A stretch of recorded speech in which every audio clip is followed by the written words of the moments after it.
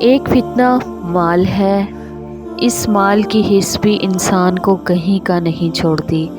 اللہ تعالیٰ نے ارشاد فرمایا وَإِنَّهُ لِحُبِّ الْخَيْرِ لَشَدِيدٌ، اور بے شک وہ مال کی محبت میں بڑا سخت ہے۔ انسان مال کی محبت میں بڑا ہی سخت ہے۔ وَتُحِبُّونَ الْمَالَ حُبًّا جَمًّا، اور مال کی محبت میں بڑا ہی شدید ہے۔ یہ مال کی محبت ایسی شدید ہوتی ہے، حالانکہ مال ایک ڈھلتی چھاؤں ہے، ڈھلتی چھاؤں سے کیا محبت کرنا۔ یہ مال کی حرص اور دنیا کی حرص انتہائی بری خصلت ہے، اسی لیے نبی علیہ السلام نے دنیا کے حریص کو کتے کی مثال قرار دیا۔ الدنیا جیفۃ وطالبها کلاب، دنیا مردار ہے اور اس کا طلب کرنے والا کتے کی مانند ہے۔ اللہم احفظنا۔ دنیا کو مردار کہا اور طالب کرنے والے کو کتے سے تشبیہ دے دی۔ ذرا دیکھیے، علماء کرام نے فرمایا کوا بھی تو مردار کھاتا تھا، تو ہمارے نبی نے کتے سے تشبیہ کیوں دی؟ کوا بھی مردار کھاتا ہے، کتا بھی مردار کھاتا ہے، کوے سے تشبیہ نہیں دی، کتے سے تشبیہ دی۔ اس کی بنیادی وجوہات کیا ہیں؟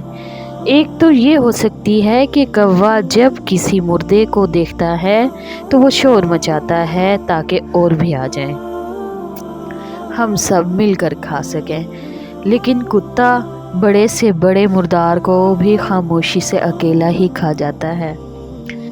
دنیا دار بندہ بھی اسی طرح خاموشی کے ساتھ سب مال خود حاصل کرنا چاہتا ہے، اسی لیے کتے کے ساتھ تشبیہ دی گئی۔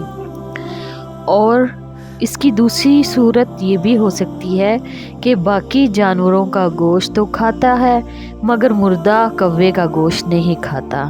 اب کوا ہے، ہر مردار کو کھا جائے گا، لیکن اسی کے جنس سے کوا ہی مرا ہو تو اسے نہیں کھاتا۔ لیکن کتے کے اندھے حرص نے اس کو کہاں تک پہنچا دیا، وہ مردے کتے کو بھی کھا جاتا ہے۔ دنیا دار کے اندر بھی یہی عادت ہے، وہ عبرت نہیں پکڑتا، وہ اپنے بھائی کا گوشت کھا رہا ہوتا ہے۔ دونوں بھائی کاروبار میں شریک ہیں، جان بوجھ کر ایک بندہ دوسرے کا پیسہ ناجائز طریقے سے کھا رہا ہوتا ہے، اسی وجہ سے کتے سے مشابہت دی گئی۔ اور تیسری بات یہ فرمائی کہ ایک کوے کو کہیں مار دیا جائے تو باقی کوے وہاں نہیں آتے، لیکن کتے کو کسی جگہ مار دیں دوسرا کتا وہاں آ جاتا ہے، عبرت نہیں پکڑتا۔ دنیا دار کا بھی یہی حال ہے، وہ دیکھتا ہے کہ لوگ غلط کام کرنے والے ہیں اور کر رہے ہیں، اور پھر ان کا غلط انجام بھی دیکھتا ہے، لیکن پھر بھی سبق نہیں سیکھتا، وہی کام کر کے پھر تباہی میں پڑ جاتا ہے۔ تو دنیا دار بندے کو گویا کتے سے زیادہ مشابہت دی گئی۔ چوتھی بات یہ فرمائی کہ کوا دن میں تو کھاتا ہے مردار کا گوشت مگر رات کو وہ گھونسلے میں چلا جاتا ہے، جبکہ کتے کی عادت دن میں گوشت کھاتا ہے، رات کو اس پر بیٹھ کر پہرا دیتا ہے کوئی اور کتا نہ کھا جائے، اسے دن رات اسی مردار کی فکر رہتی ہے۔ اور یہی دنیا دار کی مثال ہے کہ سارا دن کاروبار میں لگا رہتا ہے، تو جب رات آتی ہے تو کاروبار کے حساب اور دنیا داری میں لگا رہتا ہے اور اپنے رب کو یاد نہیں کرتا، اسی وجہ سے کتے سے مشابہت دی گئی۔ پھر پانچویں بات یہ فرمائی کہ کوا ملائم گوشت پسند کرتا ہے لیکن ہڈیاں نہیں کھاتا، لیکن کتا ملائم گوشت بھی کھا جاتا ہے اور ہڈیاں بھی چبا جاتا ہے۔ یہی حال دنیا داروں کا ہے، فقط اصل زر واپس نہیں لیتا، قرضہ بھی دیا تو سود کے ساتھ، بلکہ سود در سود، اور سود کے اوپر سود ہی مانگتا ہے۔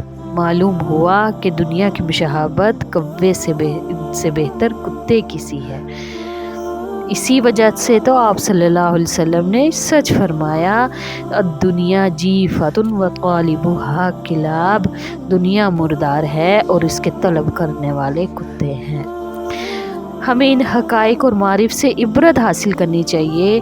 یہ نہیں ہے اس کا مطلب کہ ہم دنیا چھوڑ دیں، ہم رہبانیت اختیار کریں، بلکہ ہمیں دنیا کی حقیقت بتائی گئی کہ ہم دنیا کو ہی سب کچھ نہ سمجھ بیٹھیں، بقدر ضرورت ہمیں دنیا بھی حاصل کرنا ہے۔ اسی وجہ سے تو ہمیں قرآن میں اللہ رب العزت نے کیا ارشاد فرمایا کہ ہم اللہ سے کیا دعا مانگیں، ربنا آتنا فی الدنیا حسنۃ وفی الآخرۃ حسنۃ وقنا عذاب النار، کہ رب کریم کہ ہمیں دنیا کی بھی بھلائیاں دے اور آخرت کی بھی بھلائیاں دے۔ ایک پکا سچا ہدایت یافتہ مومن اللہ سے دنیا اور آخرت کی دونوں کی بھلائیاں مانگتا ہے۔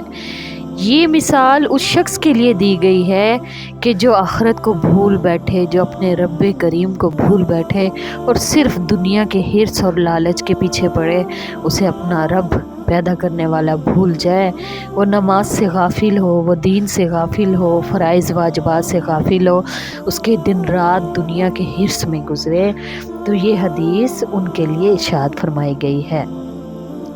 صحیح معنوں میں اللہ کے عاشق بننا ہمارا حق ہے۔ اسی لیے ایک بزرگ نے عجیب بات فرمائی، دنیا کی محبت ہاروت اور ماروت کے جادو سے بھی بڑی جادوگرنی ہے۔